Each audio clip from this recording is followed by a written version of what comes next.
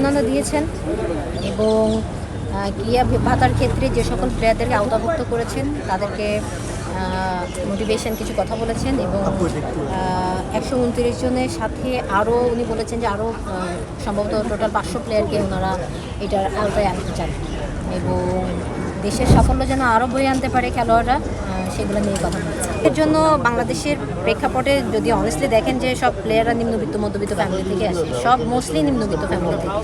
So এটা অ্যামাউন্টটা যদি আমরা দেখি অবশ্যই একটা হেলদি অ্যামাউন্ট, যেটা অনেক প্লেয়ারের জন্য আসলে স্বপ্নও বলা যেতে পারে। সো সেই জায়গা থেকে আমাদেরকে এভাবে হেল্প করা এবং নিজেদের জায়গা থেকে পরিশ্রমের যাতে আরও করতে পারি সেটার একটা মোটিভেশন ক্রিয়েট করে দেয়া, এটা অনেক বড়।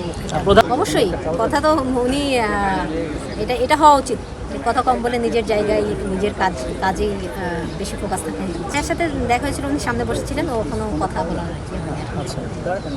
বেশ অনেক ভালো এবং আমি মনে করি যে অবশ্যই সরকার এই জায়গাটা থেকে সাধুবাদের প্রাপ্য, কারণ বাংলাদেশের আসলে যদি দেখেন বাংলাদেশকে বিশ্ব দরবারে চেনার একটা অনেক প্রধান একটা জায়গা হচ্ছে স্পোর্টস।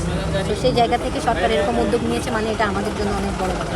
আমি অলরেডি একটু আগে বলছিলাম যে উনি সাবেক প্লেয়ার ছিলেন এবং আমাদের অনুভূতিটা কি আসলে উনি ভালো বুঝবেন এবং উনি ভালো বুঝেন। তো সেই জায়গা থেকে আমার মনে হয় বিভিন্ন ফেডারেশনগুলোর সাথে এবং প্লেয়ারদের সাথে উনি স্পোর্টস নিয়ে কার্যক্রম দিয়ে অ্যাবিলিটি থাকে কেন দিবেন না। আর যেখানে আসলে তারা আমি আমাদের U20 একটা ছেলে দেখেছি যে ফার্স্ট ম্যাচে 2টা গোল করেছে,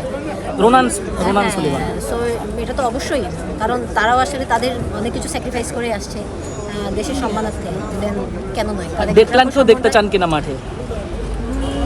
যদি এটা কোচের উপরে ডিপেন্ড করবে, সে যদি তার জায়গাতে ভালো থাকে অবশ্যই খেলবে। আমি ওখানে বলেছি যে সুযোগ সুবিধা, প্রশিক্ষণ, উন্নত প্রশিক্ষণ এগুলো আসলে আমাদের দরকার। তো সেই জায়গা থেকে অবশ্যই ক্রীড়ামন্ত্রী প্রতিমন্ত্রীও বলছিলেন যে ওনাদের একটা বিরাট প্ল্যান আছে। সো আমার মনে হয় যে হোপফুলি এই ইয়ারটা আমার মনে হয় যে অনেক ভালো ভালো অ্যাক্টিভিটি